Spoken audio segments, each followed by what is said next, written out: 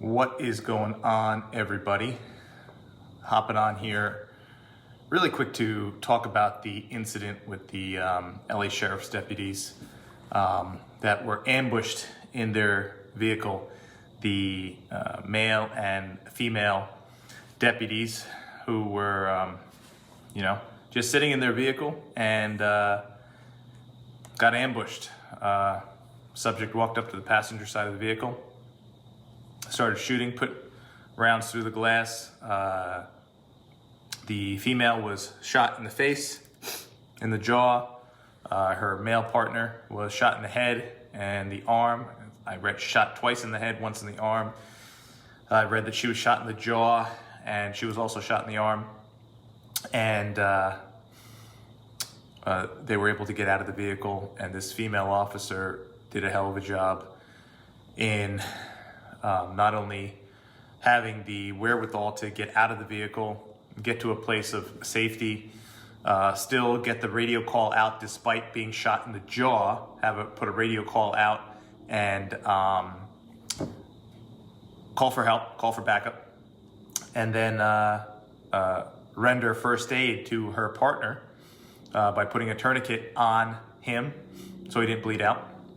So definitely just an incredible act of fortitude and courage in that situation. So, I know a lot of people have a lot to say about female officers, but I got to tell you that this officer did what I think many male officers that I had worked with in the past probably couldn't have done and maybe wouldn't have done.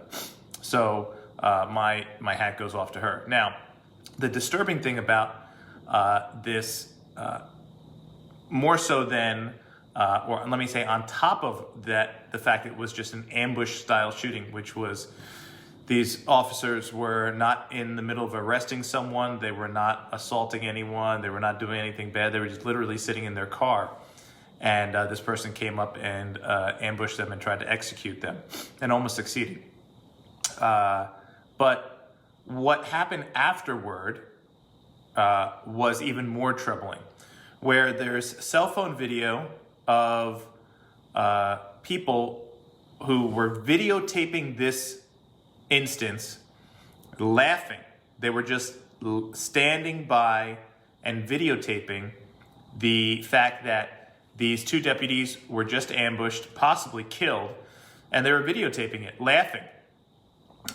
No one ran over to help. There were people all around, and nobody ran over to help. And it was just, to ask how someone can do this this woman is a young officer. I read, I believe she's a mother. And these are human beings. They have families. They didn't do anything to anyone, but the fact that they were in a police car, in a police uniform, made them a target. And when you look at what people are upset about right now, they are upset about what they're calling is unjust violence by the police against supposedly innocent men of color. But to do this doesn't make you any better. It doesn't solve anything. The only thing that this is going to do is further the thoughts and the already existing knowledge of this anti-police rhetoric. And it is furthering when you see a group of black people videotaping two officers that were just shot in an attempted murder and laughing, literally laughing. No one called 911. No one went over to see if these officers were okay. Now, mind you, these were the same officers that had someone been shot in front of them, despite their skin color, despite the neighborhood, despite the threats around them, they would have rushed to that person's aid. We just saw that in New York City where a man was shot and 2 officers rushed to his aid to render first aid. Shot in the chest. So what we're seeing is police officers, the good ones, are still doing their job. And they are still helping people of all color, of all genders. They don't care. That's their job. They're still doing it. Yes, there's the 1% that may be the bad apples, but the other 99 are still doing their job despite everyone cursing them, hating them, and trying to kill them, literally trying to execute them. Okay, they're still doing their job. Now, you got to ask yourself, if whatever it is you do for a living somehow turned into the thing that people in this country, or let me say certain people in this country, are vilifying, would you still be going to work? So if you work in an office somewhere, or if you work as a dentist, whatever it is, and all of a sudden people turned against that profession, I got to tell you that if we started having a rash of crazy people going into dentist office and murdering or trying to execute dentists, I have quite a few friends who are dentists that I'm pretty sure would just stop going to work. They wouldn't keep going to work. They would stop going. They would stop going until this calmed down. And until then, they wouldn't go. But police officers are going to work every day. So now, it didn't end at the scene where people were videotaping, right? A whole group of black people videotaping, laughing. But then it got worse. When the deputies were ultimately transported to the hospital, the protesters, rioters, rabble-rousers, whatever you want to call them, converged on the emergency room of the hospital. They tried to gain entry to the emergency room. They were blocked entry. So what they did was they stood outside the emergency room. They blocked the entrance to the emergency room and they blocked the exit of the emergency to the hospital. All right, they blocked both. And they were there screaming, "Die pigs," "Oink, oink," and causing quite the scene. I don't need to say what the average mentally sane human being, not just in America, but in any country, would say about that behavior. Now, the videotaping while the officers were shot and fighting for their lives and laughing on the street, that's disturbing and disgusting. But then to not just end there, but to go to the hospital and block the entrance and exit of the driveway to the ER, you're now not just trying to cause additional harm to the officers that are now fighting for their life with a bullet in their head and in their face, but now you're also hurting innocent people, black people, white people, Hispanic people, who maybe were having some kind of emergency and an ambulance was trying to bring them to the emergency room. Maybe someone was having a baby. Maybe someone just got in a bad car accident.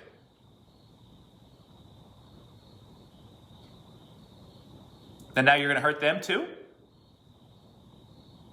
You're going to hurt them? So, what I don't understand is how we've got to that point where our hatred is not just against the cops that do wrong, but our hatred is against everyone in a uniform. And that is the exact opposite of what the people who are doing this want, right? They said they don't want to be treated unfairly based on the color of their skin. Well, police officers don't want to be treated unfairly based on the uniform they're wearing. It's a job for them. For many of them, it's just a paycheck and a pension. And they're just going to work, they're punching a clock, and they're trying to get home safe to their family. They've never done anything wrong to anyone of color.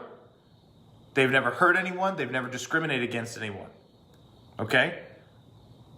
Now we're even seeing attacks on black police officers.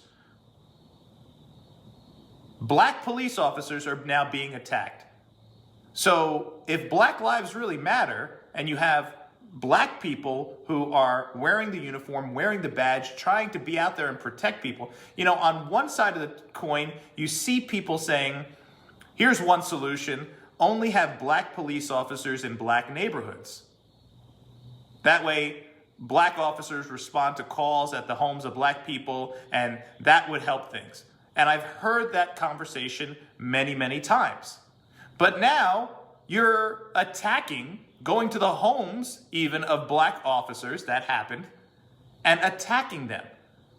Protesters went to the home of a black police officer, his girlfriend's home, and shot at him. So now it seems black police officers are not even safe. And they're the ones who are probably in the middle of this racial tension, and they're the ones probably trying their hardest to do the best to bridge this gap that's currently there. And now you're going to now hurt them and shoot them? I was listening to a gentleman earlier in the day. Someone sent me a great video, and they said, what would you say if the greatest hoax of all time isn't the coronavirus, but what if it is a certain group of people's want and desire to hurt people of color? And I'm going to end on this. And it was something so outrageous that this older black gentleman, very, very intelligent man, and I'll try to post a link to the video here. He said what he's seeing is very troubling to him as a black man, and he's definitely someone who's lobbied for the rights of people of color. And he said, what I'm seeing now with the defund the police and the riots and the burning and the looting, he said, let me ask you this. It was incredible. And like I said, I'm going to try to post a link below. He said, if white people who did not like black people got together and went to black neighborhoods, okay, and started burning down businesses, black-owned businesses, and started burning down black churches, and started burning down the cars in the car dealership in this black neighborhood, and started just destroying the neighborhood. White people, all right?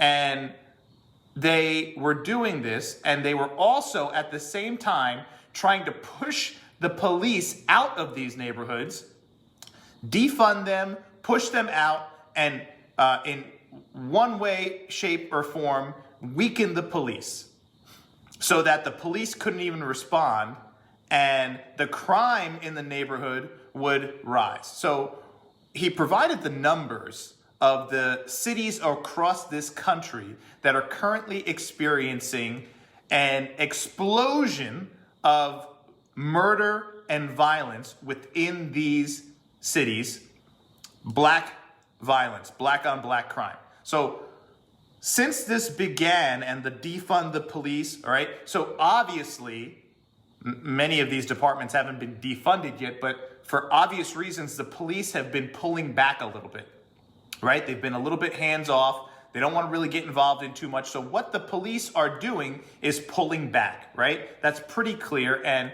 understandably so. So the police are pulling back, and the black murder rate is skyrocketing in these cities. At the same time as the black on black crime and the black murder rate is skyrocketing, there's these swarms of people going in and then burning the city, burning the businesses, black-owned businesses, vehicles owned by black people, churches owned and run by black people, burning it down. Now, if just a group of white people wearing white hoods were doing this, everyone would be losing their mind, right? And the people who would want to do this to the black people would say we're winning, right? But that would never happen, because if a group of white people wearing white hoods went into a city, started burning it down, and started holding back the police so the black on black violence would skyrocket, they would be shut down immediately, rightfully so, right? They would be arrested, and if they weren't arrested, they wouldn't stop. They'd probably be you'd have to force violence on them to stop it, right? But if that was their intention, right? They can't do that, right? So what if their strategy, rather than just go in and do it on their own, is to create this ruse to say, okay, well, if we really want to harm people of color, this is the route to do it. These riots, the defund the police, and all these other strategies that, when you look at what has happened since this all began, ultimately, the people who have lost the most and the people who have suffered the most are people of color. No one can deny that. No person of color right now can say that people of color, since this has been happening, have benefited in any way, shape, or form. The numbers prove that since these riots began, since this unrest began, the demographic of people that have been killed the most, that have shed the most blood, and that have financially and fiscally been hurt the most is not the police. It's not white folks. It's people of color. And when this man said this, I stopped for a second, and for a minute when I was listening to him, I'm like, this guy's out of his mind. This guy is out of his mind. He's like talking about the conspiracy of all conspiracies. If you really want to hurt black people, but you can't just go in and start killing them and hurting them and murdering them and burning all their stuff down, you can't do that if you really don't like black people. But what you can do is create this narrative and create this story and spark this unrest and just throw that match in there. Throw that match in there, defund the police, and watch what happens. The cities are just burning on their own, and black people are getting murdered and killed at an alarming rate. And the people over here are just kind of looking in, saying, oh, there you go, it's all happening. It's happening, and their hands are clean. So when I see people in these inner cities, and I've talked to many of them, all right? I was just in Philadelphia not too long ago. I helped raise over $70,000 for the young 7-year-old black boy who was shot in the head, gang violence, all right? Got his mom over $70,000. Not that that's going to help bring her son back, but Zamar Jones, the story's now finally got a little bit of traction. In the beginning, no one even heard the boy's name, sitting on his stoop playing with toys, shot in the head with a stray bullet from 3 guys having a shootout, 3 black men having a shootout in the street. So I started the GoFundMe, right? And I was the one who did something for his mother, a wonderful woman, and just lost her 7-year-old baby. It wasn't on the news. No one cared. No one cared. It wasn't on the news. It was just another black violence. It was just another black baby getting killed. Just another day in the hood. Black babies getting killed, little black girls getting killed, black men getting killed, black women getting killed. No big deal. Defund the police. Less police. Get those cops out of there. So these black people could just kill each other even more. Get those police out of there. And this guy was saying this, and I said to myself, man, either this guy is completely insane, or this black man has a point. Wouldn't that be the ultimate trick to genuinely hurt people of color? Pull out everything and let them do it to themselves. And that's what's happening. And you talk to the people in these cities, and the people in the cities where the crime is the highest, they will tell you they don't want less police. They're at the city hall meetings asking for more police. They are asking for more cops in their neighborhoods. The people who are actually in those cities, their fear isn't the cops. Their fear is not their baby getting killed by a white cop. Their fear is their baby getting killed by gang violence. Talk to the mothers in these cities. They'll tell you. They're going to say they want more police. Talk to them. There's videos. There's videos online. They're saying, hey, we don't want less police. We need more police. The crime here is out of control. So if that's the case, then how is this small group of people able to pull off this incredible move to get the police out, which is subsequently just throwing the black on black murder rate, crime rate, death rate through the roof? 200%, 300%. Kind of crazy. So I think we have a group of people that are having their eyes open right now, and they're seeing things a little bit differently. I see a lot of older black men who are becoming more vocal now. And listen, these men are clearly, they're liberal, they're Democrat, and I'm not a political guy. Everyone knows that, right?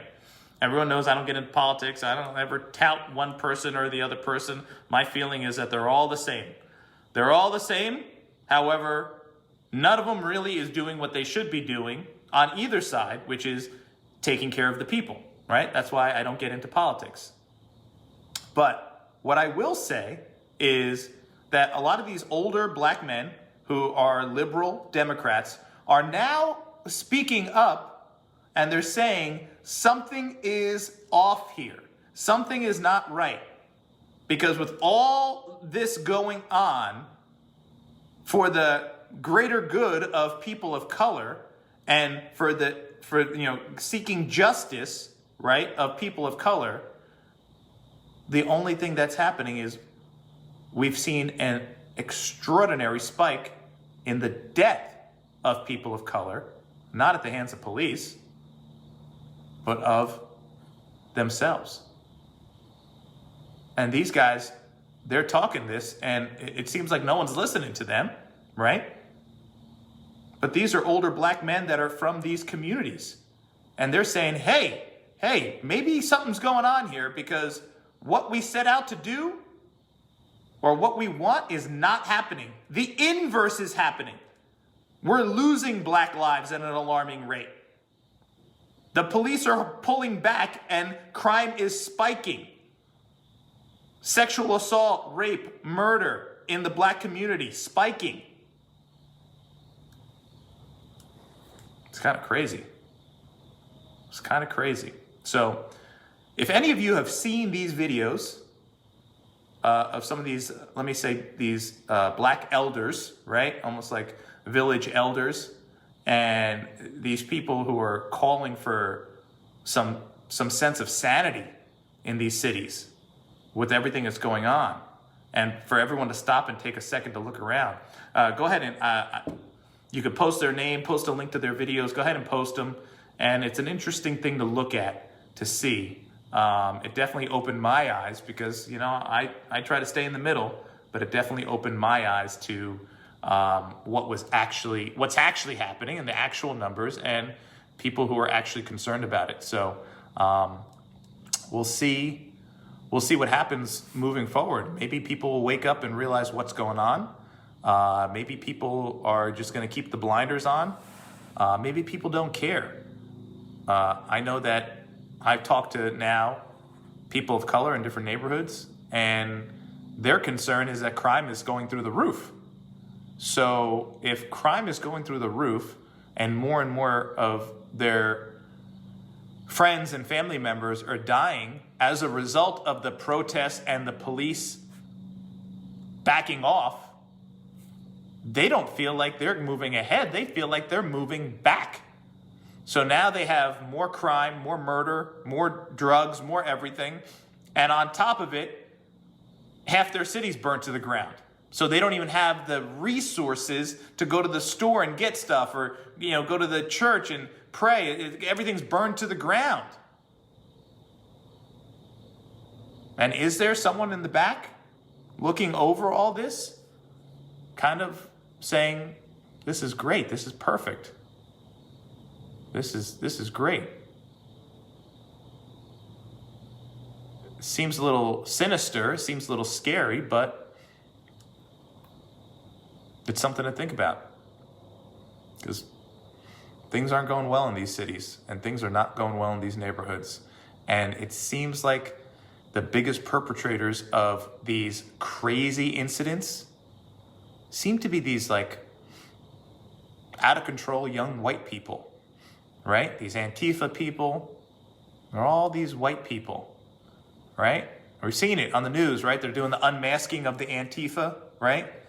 And it's all these young white kids that are being arrested as Antifa. And their actions are just leading to the further demise of people of color in these inner cities. Now, we've already seen that these young white kids and, men and women, Antifa dressed in black mask, black hood, we've seen that they're not even from these cities. They are flying in on airplanes. They are coming in via bus. This is all confirmed, right? I've talked to officers across this country. It's on the news. It's reported that these people, hundreds of these people, are being arrested, and none of them are from that city. So you got these group of young white people going into these cities, forcing the police to back off while they burn and destroy the city. And the end result is an alarming spike in the death of black people. And an instant and massive decline in the neighborhood and the quality of living for the black people who survive and have to remain in that neighborhood. And then these white kids, they get on a plane and they go off to the next city. If I'm a person of color in one of these cities, I'd be very upset. And I'd be wondering what the heck is going on. But at some point, when the police are no longer doing anything, you gotta stop blaming the police.